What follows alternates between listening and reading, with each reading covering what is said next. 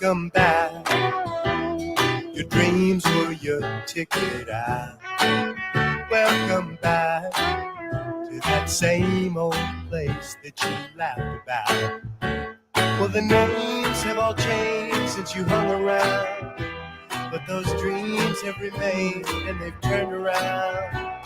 Who'd have thought they'd lead ya? Who'd have thought they'd lead ya? Back here where we need ya. Back here where we need ya. Yeah, the tease him a lot, 'cause we got him on the spot. Welcome back. Welcome back. Welcome back. Welcome back. Welcome back. Welcome back. Welcome back. Welcome back. All right, give a stretch. Okay, so I don't know if you can hear it, but I have the 3D printer cooking right now. I'm printing up a tool that's supposed to help you like scrape like stuff off the plate.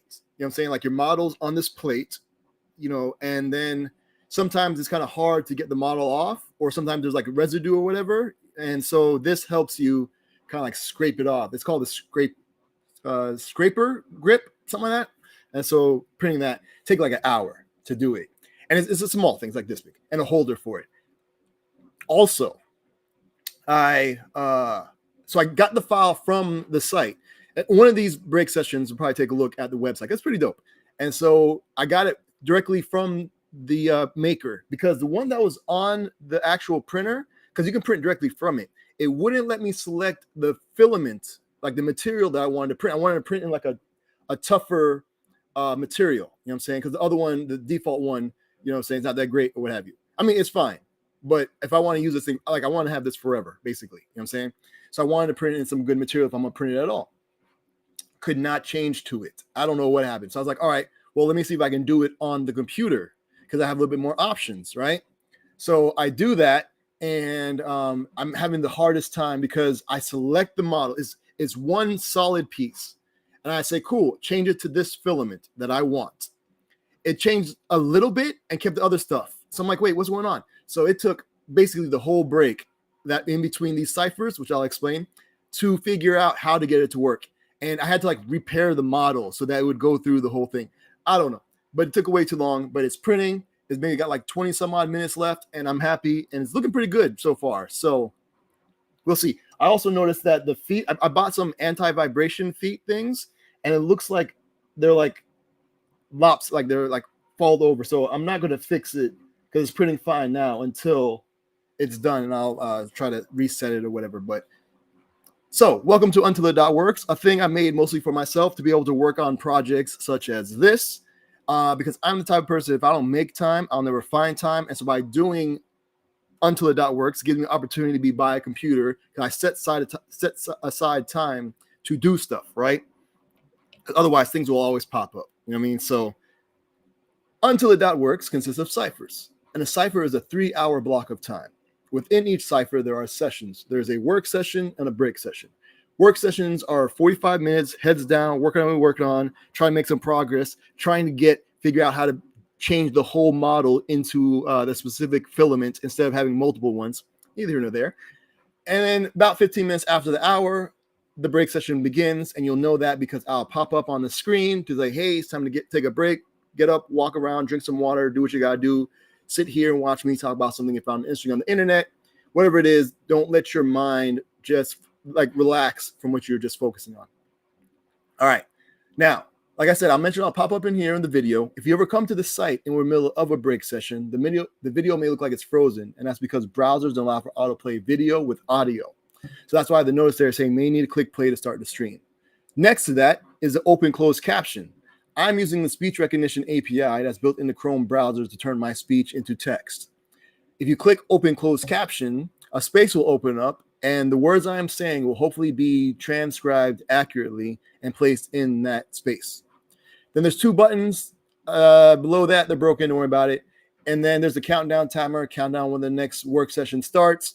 And if you like to join the chat or ask questions where it says join the room, you can do that there.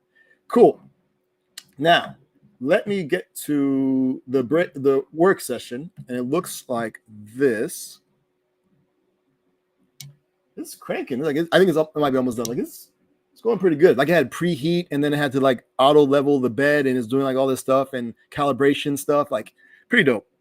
But it just freaks me out because I saw like a little thread or something, and I was like, oh, is it gonna mess it up? No, it was fine. So we'll see. We'll see. All right. So this is what the work session will look like. Over in the upper right hand corner, if you notice subscribe, if you click that, it has a list of all the upcoming ciphers you can subscribe to get notified when we go live. Over here on the left is an audio player, so you're gonna listen to some tunes while you're working on. You can do that there. Towards the center is the to-do section, where it says add a task. You type in your task, hit enter or the plus button. It will then add it to the list. You can edit the task by clicking the text. If you want to delete it, click the X button. If you want to mark it complete, click the checkbox. That will then send it to the done section. So if you click the header done, it'll show you all the things you got completed. If you click the Twitter icon, it'll open up Twitter, and it will pre-populate a tweet with a list of all the things you got completed with like little check marks next to them. So for me, it's kind of like a nice way of like just wrapping everything up and going to the week knowing at least I got some stuff done, right? All right, in the right column here, we have another countdown timer counting when the next break session starts around like 15 minutes after the hour. View tutorials. So if you click that, it'll pull up a listing of different things you can do if you don't have a thing that you've been meaning to work on, something specific. So let's say you're thinking about doing web development, but you don't know where to start.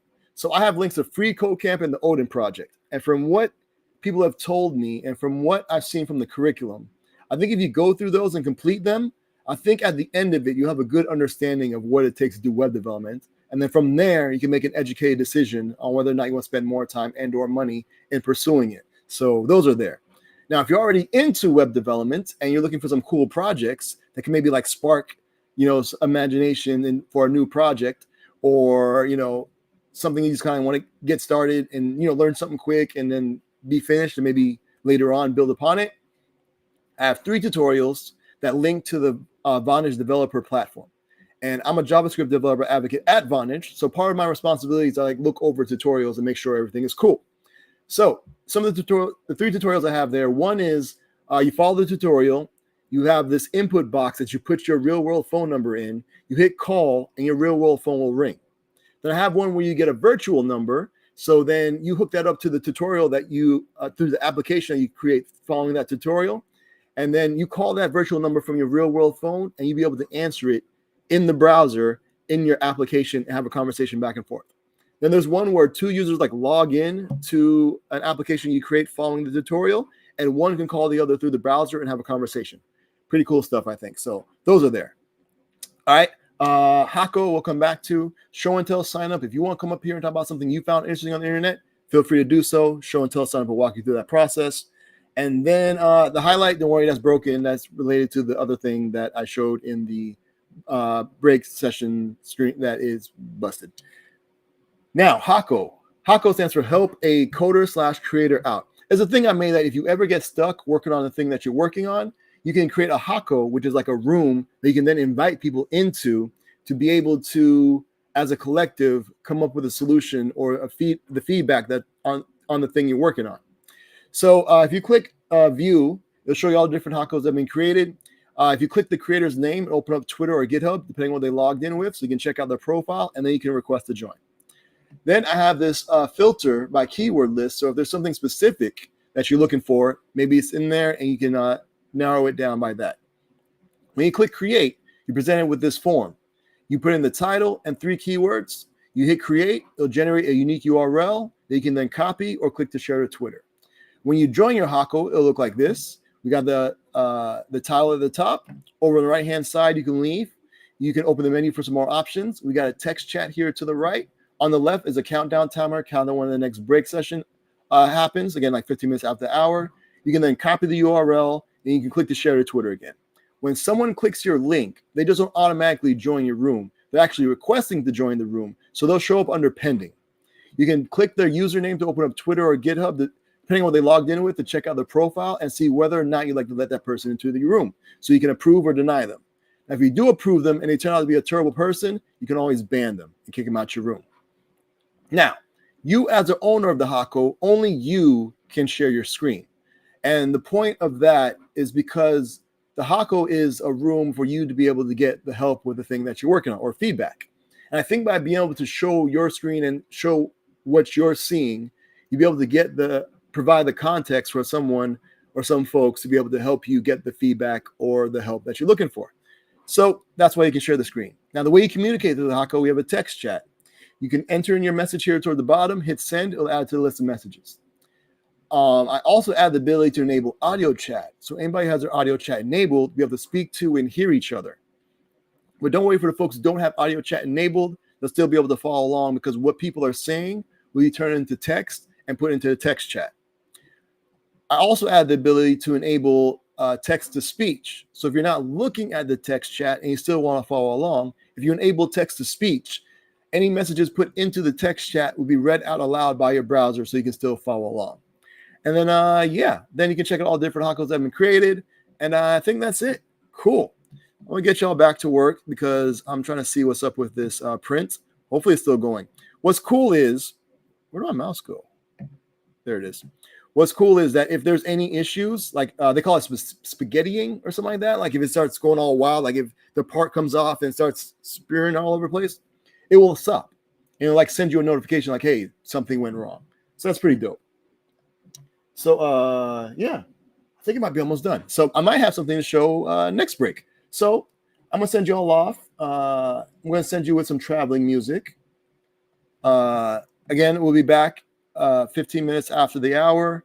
Till then, I wish you much productivity. And the track we're going to go out on is a track by Anthony Cruz, a.k.a. A Butter. The track's called Thank You, because thanks for hanging out. See you around. Y'all be easy. And peace. Thanks. Be safe. I want to say thank you for holding on.